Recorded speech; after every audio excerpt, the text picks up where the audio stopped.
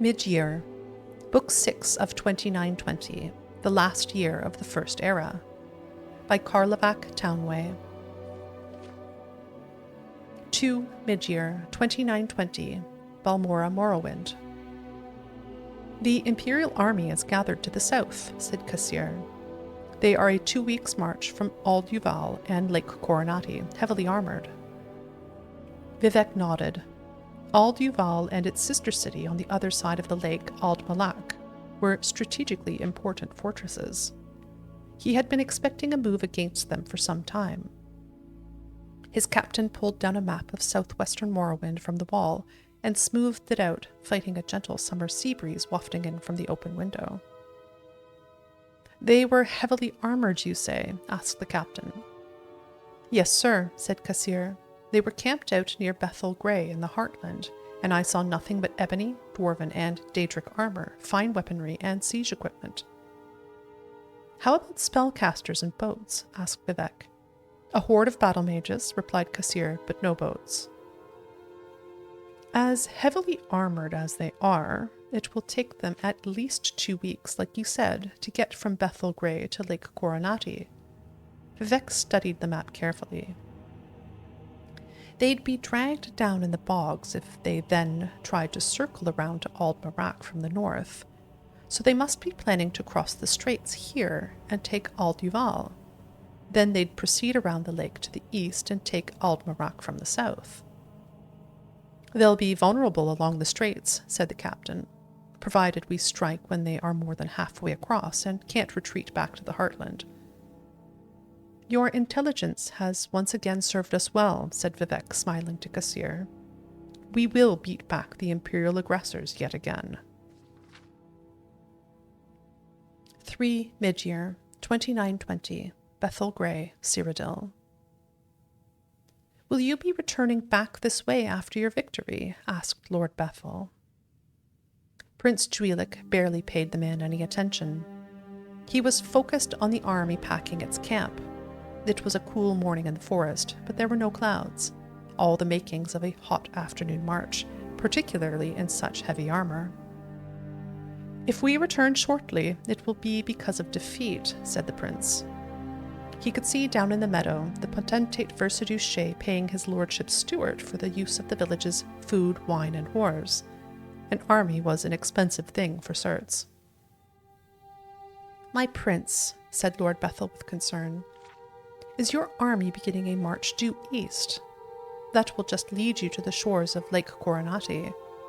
You want to go southeast to get to the straits." "You just make certain your merchants get their share of our gold," said the prince with a grin. "Let me worry about my army's direction." 16 MidYear, 2920, Lake Coronati Morrowind. Vivek stared across the blue expanse of the lake, seeing his reflection and the reflection of his army in the cool blue waters. What he did not see was the Imperial Army's reflection. They must have reached the straits by now, barring any mishaps in the forest. Tall, feather-thin lake trees blocked much of his view of the straits, but an army, particularly one clad in slow-moving heavy armor, could not move invisibly, silently. "Let me see the map again," he called to his captain. "Is there no other way they could approach?" "We have sentries posted in the swamps to the north, in case they're fool enough to go there and be bogged under," said the captain. "We would at least hear about it, but there is no other way across the lake except through the straits." Vivek looked down again at his reflection, which seemed to be distorting his image, mocking him. Then he looked back on the map. "Spy," said Vivek, calling Kassir over. "When you said the army had a horde of battle mages, what made you so certain they were battle mages?" "They were wearing grey robes with mystical insignia on them," explained Kassir. "I figured they were mages. And why else would such a vast number travel with the army? They couldn't have all been healers." "You fool," roared Vivek. "They're mystics schooled in the art of alteration. They've cast a spell of water breathing on the entire army." Vivek ran to a new vantage point where he could see the north. Across the lake, though it was but a small shadow on the horizon, they could see gouts of flame from the assault on Aldmarak. Vivek bellowed with fury, and his captain got to work at once redirecting the army to circle the lake and defend the castle. "Return to Dwynnon," said Vivek flatly to Kassir before he rode off to join the battle. "Your services are no longer needed nor wanted." It was already too late when the Morrowind army neared Aldmarak. It had been taken by the Imperial army. 19. MidYear 2920. The Imperial City, Cyrodiil. The potentate arrived in the Imperial City amid great fanfare, the streets lined with men and women cheering him as the symbol of the taking of Aldmarak. Truth be told, a greater number would have turned out had the prince returned, and the Versaduce knew it. Still, it pleased him to no end. Never before had citizens of Tamriel cheered the arrival of an Akaviri into their land. The Emperor Riemann III greeted him with a warm embrace, then tore into the letter he had brought from the prince. "I don't understand," he said at last, still joyous but equally confused. "You went under the lake." "Aldmarak is a very well-fortified fortress," explained the potentate. "As, I might add, the army of Morrowind has rediscovered, now that they are on the outside. To take it, we had to attack by surprise, and with our soldiery in the sturdiest of armor. By casting the spell that allowed us to breathe underwater, we were able to travel faster than Vivek would have guessed, the weight of the armor made less by the aquatic surroundings, and attack from the waterbound west side of the fortress, where the defenses were at their weakest." "Brilliant," the Emperor crowed. "You are a wondrous tactician, Versaduce. If your fathers had been as good at this as you are, Tamriel would be Akaviri domain." The potentate had not planned to take credit for Prince Druilic's design, but on the Emperor's reference to his people's fiasco of an invasion 216 years ago, he made up his mind. He smiled modestly and soaked up the praise. 21. MidYear 2920. Aldmarak, Morrowind.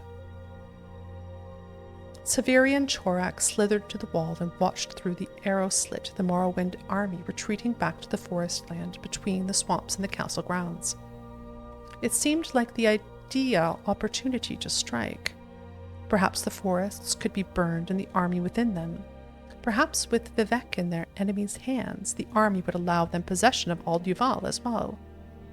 He suggested these ideas to the prince. "What you seem to be forgetting," laughed Prince Druilic, "is that I gave my word that no harm to the army or to their commanders during the truce negotiations. Do you not have honor during warfare on Akavir?"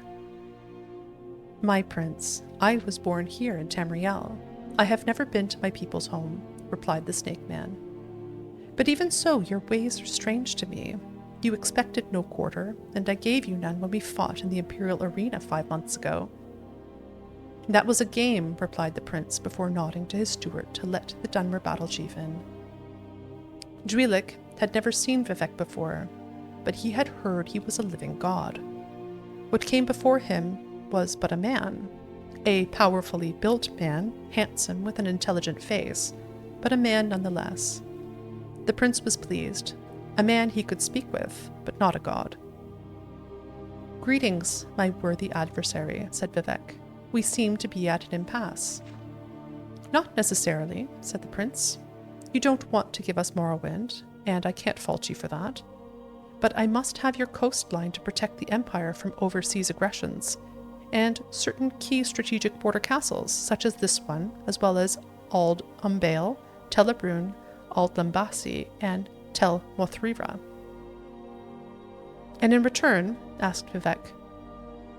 "In return," laughed Severian Chorak, "you forget we are the victors here, not you."